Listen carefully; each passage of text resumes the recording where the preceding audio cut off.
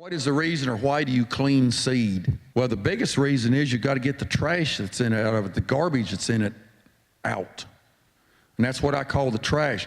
It can be stems, it can be leaves, it can be hulls, it can be corn cobs, it can be a number of things.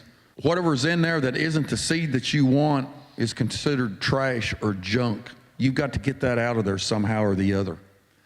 And it also protects the health of a seed. When you clean that seed, you've got good, clean, healthy seed. You discard the diseased seed or the seed that didn't mature correctly or whatever. If you've got stink bugs or something like that when you're harvesting, sometimes you'll see those, especially in small grain at harvest time. You can clean those out of there without any problem. There's no big deal about it. And then also the infested seed is like the diseased kernels or whatever that's in there. You can also clean those out too.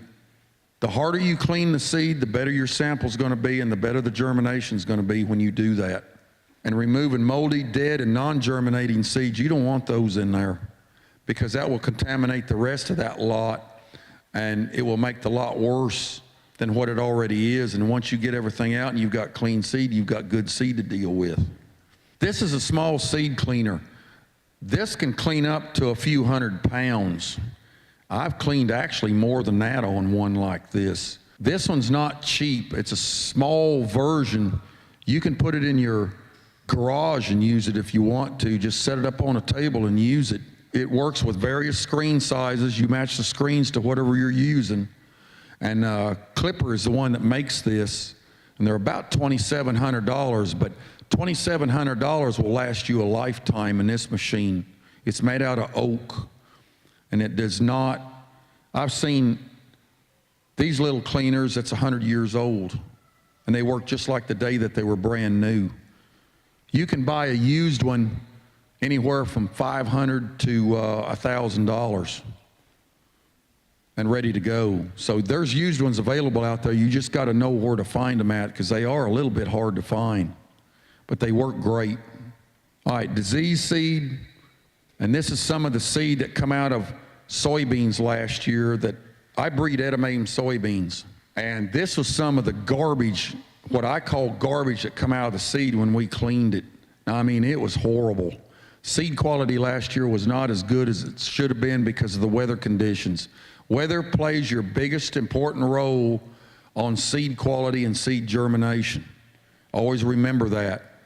You can do everything in your power to make that seed crop good, but when Mother Nature steps in, she can hit you with a brick wall right quick, and you've got to interact with that brick wall that she does. And you've got to do things that may not be what you want to do, that you have to do to get it done. You notice how shrunken the seeds are and how wrinkled they are. The soybean plant run out of water, and when you get that in the sample, it makes a sample look bad. It makes your good seed look bad with the bad seed. So this is what come out of that. And by the way, this seed was picked by hand. This was not used on that little seed cleaner. This was picked by hand. We wanted that seed quality perfect. So this is the way, well, almost perfect. There is no perfect seed. But we tried to get it as perfect as we could by hand picking it. Heat stress is another problem in seed production. And it's just not only with corn or soybeans. This is with all heirloom varieties. These characteristics that I'm showing you affects all the species that's out there in one shape, form, or another. So just don't think of it as corn and soybeans, what I'm relating to. It's other crops as well that it affects. And you'll see characteristics similar to this in those other crops the same way. And heat stress, when the plant runs out of water, it just shuts everything down. The seed just can't fully mature, so you get some pretty crazy things in there. You get discoloration, you get wrinkledy seeds, you get seeds that's actually aborted earlier. They're still there, but they're just not growing and they'll never grow to maturity. Phenopsis is a disease that comes in bush beans, pole beans, and soybeans. Most of your legumes do that. And that is caused from stress during the growing season, and usually it's a lot of moisture. You get a lot of high rainfall at the wrong time. And you'll get a white mold on the inside of the pods generally when you do that. And that's another one that is ugly, that makes a seed sample really look bad when you see that. This is pretty bad right here. This is probably one of the worst that I've seen in the years that I've been dealing with seed.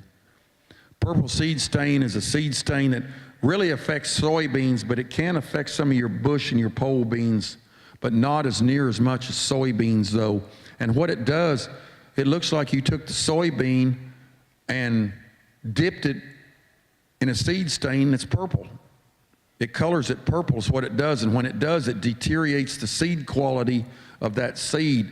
It deteriorates the seed coat on that seed, and then in turn it goes into the embryo of that seed, and it degrades the seed quality of that embryo at the same time. Rapid dry down. This happened last year with us on the Kentucky-Tennessee state border. We went into a drought phase the 1st of September last year. Normally, our driest months are August and October. Well, we started getting 105, 110 degree days in September we normally don't get. We get up in the 80s and 90s, but not in the triple digit numbers. We didn't get any rain. So the crops that was maturing all of a sudden did a rapid maturation process. And you'll get colors, you'll get discoloration of seed, you'll get seed shapes that's out of this world, and so on and so forth. And this is a classic example of it, what it did to the soybeans. And you've got to clean all that out of there to get that good sample. And it takes years of experience. You don't learn this. You can look at a book and look at a reference, but until you actually do it hands-on, it's meaningless to you. And it takes years of experience. You just don't learn this in 1 year. It takes years because there's no 2 years alike. It's just like raising a garden. Your garden don't perform the same way each year just like it did the previous year. There's always something different about it. So you have to deal with it when that situation comes. And this is a sample that's basically disease-free. It's all clean, good seed after everything, all the junk is taken out of it. And this is what you want your seed to look like.